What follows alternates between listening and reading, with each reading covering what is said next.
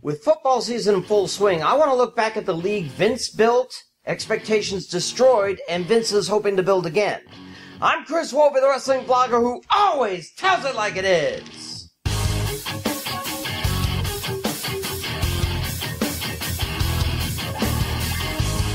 Ever since the 1960s, many a league has tried to compete with the National Football League and failed.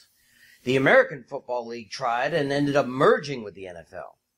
The World Football League in the mid-70s, the USFL in the 80s, even the World League of American Football, which was backed by the NFL, didn't do well in the U.S., and all teams had to be sent to Europe to make ends meet. But in 2000, Vince McMahon came out with a wild idea. They and NBC would come together to create a new football league. They felt that stringent rules had made the NFL into the no-fun league. And their idea was to make the XFL an extremely fun league. Which, of course, if you think about it, is ridiculous, since it'd have to be called the EFL, right?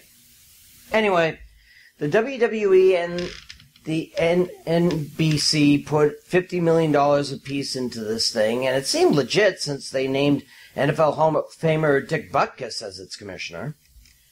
During the next year, they worked to get the league ready to start right after 2001's NFL Super Bowl, which I think was mistake number one. Back then, before the emergence of the NFL Network, people would watch the Super Bowl and then get to relax until the draft.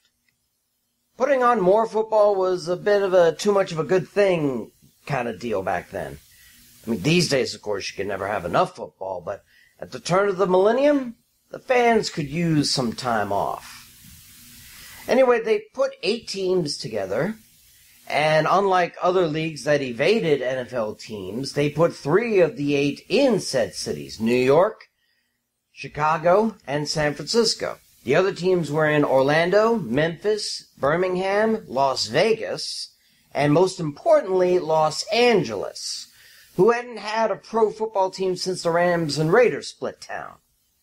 So, 8 teams with 38 players apiece. They all had fixed per-game salaries, and you had to play to get paid. If you weren't on the roster, you didn't get a check.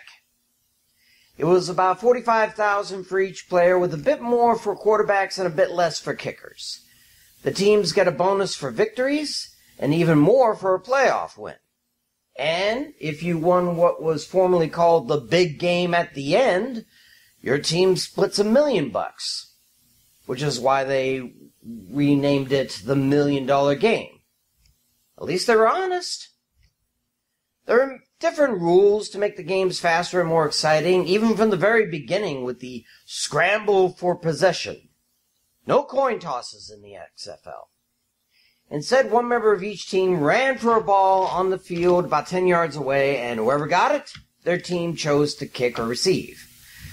Unfortunately, the first player that lost this scramble got seriously hurt and was out for the rest of the season. Oh, and by the way, players had to pay for their own medical insurances. One rule they plugged to high heaven was the no fair catch rule. Any ball kicked 25 yards or more was fair game for anybody. To make it a bit safer, no one could come within 5 yards of a receiver until he was in possession, like in college. Not exactly the receiver hit with wrecking ball we saw in the commercials, but close enough. Oh, and speaking of kicking, there were no extra point kicks after touchdowns. The team had to do what college teams did for 2 points, score on a play from 2 yards out, and they would expand that during the playoffs. And those sky cams you see in NFL games these days, that was started by the XFL and made each game look like you were watching a game of Madden. They also had an on-field Steadicam, though they did their best to stay out of the action. Let's see, shorter play clocks, bump and run was allowed, although it was curtailed midway through the season. College-like overtimes, only grass surfaces.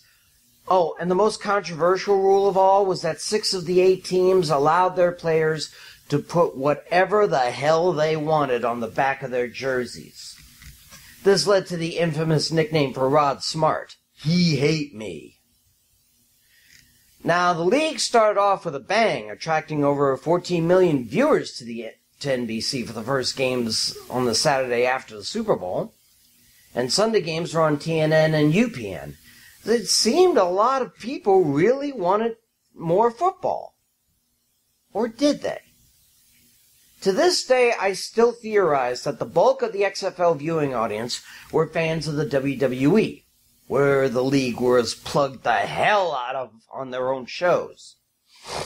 And being WWE fans and knowing this was Vince's baby, they tuned in with the hopes, I'm sure, of seeing linebackers perform rock bottoms on quarterbacks. They wanted to see safeties clock wide receivers with steel chairs. They wanted to see cornerbacks put running backs through tables. Essentially, they wanted to see wrestling on grass. And when they didn't get it, they left in droves. The next week, only 7 million watched, then just under 4 million the next week. It was like the XFL had a 1-week half-life. They kept trying to bring people back. They even bowed to the basest of instincts of the male viewers by announcing that they'd let cameras inside the cheerleaders' locker room at halftime. It was a prank, by the way. But the less of Midway's NFL Blitz they saw, the less inclined they were to watch.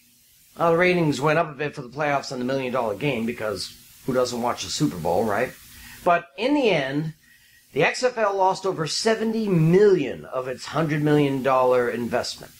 And when NBC backed out of broadcasting a second season, Vince shut the XFL down for good. So, that was it.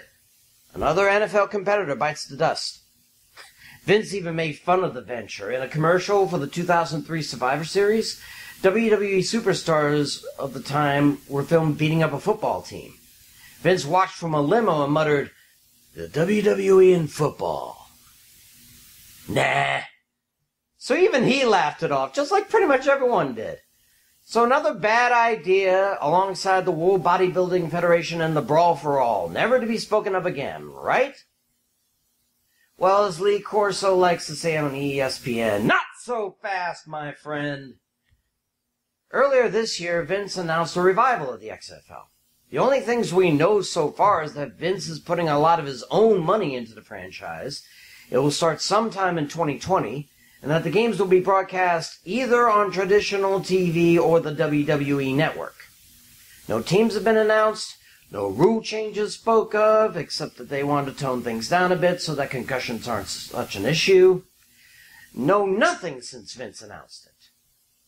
But it seems they want to take 2 years instead of 1 like last time to make sure they have a good product this time.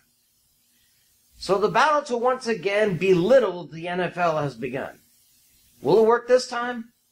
Well, if it lasts longer than the original, I would call it a success.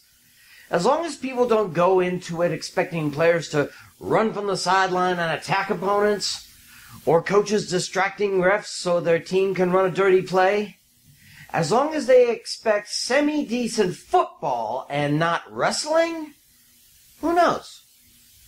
Otherwise, well, there's a spot in the Football League graveyard ready for them. Provided the Pacific Pro Football League doesn't beat them to it. I'm Chris Wolvie, the wrestling blogger who always tells it like it is. See ya!